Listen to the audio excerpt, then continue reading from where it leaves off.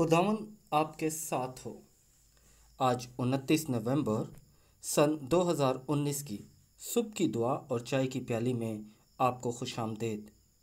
लतूरियाई साल के मुताबिक आज की पहली तिलावत दानियल नबी की किताब उसका 7 बाब उसकी दूसरी आयत मुबारक से लेकर 14वीं आयत मुबारक तक।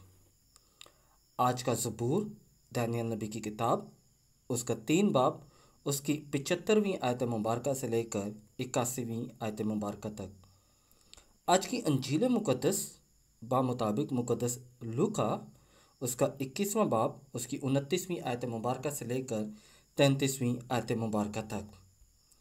आज की अंजील मुक़द्दस में जो हमने कल देखा था कि निशानात ज़ाहिर होंगे, उसी की खुदावंद यीशु मसीह हमें बताते हैं कि यानी सब चीज़ें हो जाएंगी, मगर सारी चीज़ें हो जाएंगी मगर मेरे अल्फाज जो हैं वो कभी ख़त्म ना होंगे। यानी खुदावंद यीशु मसीह फरमाते हैं 21वें बाब मुक़द्दस लूका की अंजील उसका 21वां बाब और उसकी 33वीं आयत में, आसमान और ज़मीन टल जाएंगे मगर मेरी बातें कभी ना टलेंगी। और खुदावंद यीशु मसीह की बातें जो हैं वो दर हकीकत हमारे लिए ईमान और हमारे लिए मशले राह हैं, क्योंकि खुदावंद का कलाम जो है वो हमारे लिए ज़िंदगी है। और वो ये ज़िंदगी जब हम कहाँ से पाते हैं, हम खुदावंद यीशु मसीह से पाते हैं। किस तरह हम पाते हैं? क्योंकि खुदावंद यीशु मसीह दर हकीकत जो है वो हमारा बचाने वाला है। और जब हम खुदावंद यीशु मसीह के बातों को याद करते हैं, जब हम खुदावंद यीशु मसीह की बातों पर चलते हैं, तो दर हकीकत हम उससे खुदावंद यीशु मसीह से अपने प्यार का इजहार करते हैं। किस लिए इजहार करते हैं?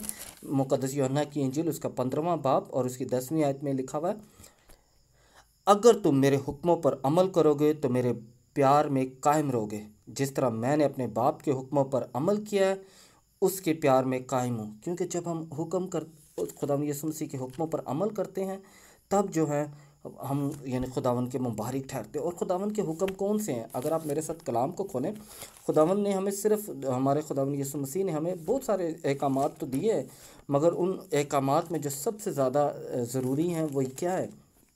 मुक़द्दस मत्ती की इंजील उसका 5वां बाब और उसकी 39वीं आयत में क्या लिखा हुआ है? बुराई का मुकाबला ना करना, बल्कि जो तेरे दाहिने गाल पर तमाचा मारे दूसरा भी उसकी तरफ फेर दे। फिर खुदावंद यीशु मसीह क्या कहते हैं? तेरा कुर्ता लेना चाहे तो चोगा भी उसे लेने दे। अगर कोई तुझे 1 कोस बेगार में ले जाए, उसके साथ 2 कोस चला जा। जो कोई तुझसे कुछ मांगे उसे दे, और जो तुझसे कर्ज चाहे उससे मुंह ना मोड़। खुदावंद का हुक्म है ये हमारे खुदावंद यीशु मसीह के कि यानी आसमान और ज़मीन टल जाएगा, मेरी बातें नहीं टलेंगी। किस वजह से नहीं टलेंगी? क्योंकि जब हम उसके हुक्मों पर मानते हैं, जब हम उसके हुक्मों पर चलते हैं, तो मसीहत कभी ख़त्म ही नहीं होती। क्योंकि मसीहत जो है वो कोई बनावटी रिलीजन नहीं है, यानी बनावटी नहीं है, ये हमारे खुदावंद यीशु मसीह का कायम करदा हुआ है। क्योंकि खुदावंद यीशु मसीह ने अपने अपने प्यारे शागिर्द यानी पतरस पर ये कलीसिया जब कायम की थी, तो उसे ये हुक्म भी दिया था कि जो कुछ तुम ज़मीन पर बांधोगे वो आसमान पर बंधा रहेगा। मेरे साथ कलाम को खोलें, मुक़द्दस मत्ती की अंजील उसका 16वां बाब और उसकी 19वीं आयत में लिखा हुआ है, मैं आसमान की बादशाही की कुंजियाँ तुझे दूंगा, और जो कुछ तू ज़मीन पर बांधेगा वो आसमान पर बंधा रहेगा, और जो कुछ तू ज़मीन पर खोलेगा वो आसमान पर खुला रहेगा। क्योंकि जब हम यीशु मसीह की बातों के मुताबिक अपनी ज़िंदगी गुजारते हैं, जब कोई हमारे साथ दुश्मनी रखता है तो हम उसको प्यार करते हैं, जब कोई हमें नुकसान पहुंचाता है हम उसके लिए दुआ करते हैं, जब कोई हमसे कीना करता है तो हम उसके लिए खैर चाहते हैं, जब मेरे बहन भाई मुझसे नाराज़ हो जाते हैं तो हम उसे मनाते हैं, जब कोई मेरा पड़ोसी मुझसे जलता है मैं उसके लिए दुआ करता हूँ, तब हम खुदावंद यीशु मसीह की बातों को पूरा करते हैं।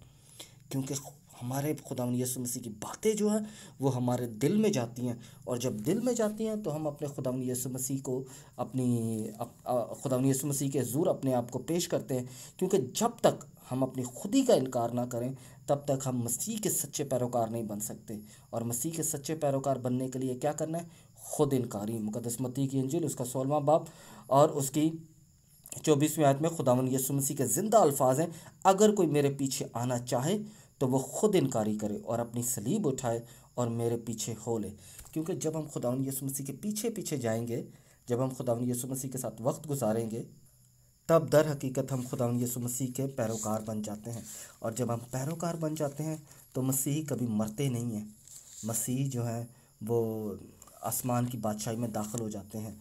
क्योंकि मसीह जो है वो ज़िंदा कलाम पर अमल करते हैं, और खुदावंद का ज़िंदा कलाम जो है वो कभी भी ख़त्म नहीं होता। जब हम अपने दिल में, जब हम अपने कानों से जब खुदावंद का ज़िंदा कलाम सुनते हैं, जब हम खुदावंद का कलाम को अपने दिल में उतारते हैं, तो क्या होता है कि हम खुदावंद जो हमें देता है, जो कलमा उस हमारे दिल में है, वो ज़िंदा रहता है और हम भी ज़िंदा रहते हैं। इशाया नबी का सहीफ़ा उसका 55 बाब और उसकी 10वीं आयत में खुदावंद के ज़िंदा कलाम में मरकूम है, जिस तरह से कि आसमान से बारिश होती है और बर्फ़ पड़ती है और फिर वहाँ वापस नहीं जाती, बल्कि ज़मीन को सैराब करती और उसकी शादाबी और रौनदगी का बायस होती है, ताकि बोने वाले को बीज और खाने वाले को खुराक दे, ऐसा ही मेरा कलीमा होगा जो मेरे मुंह से निकलता है।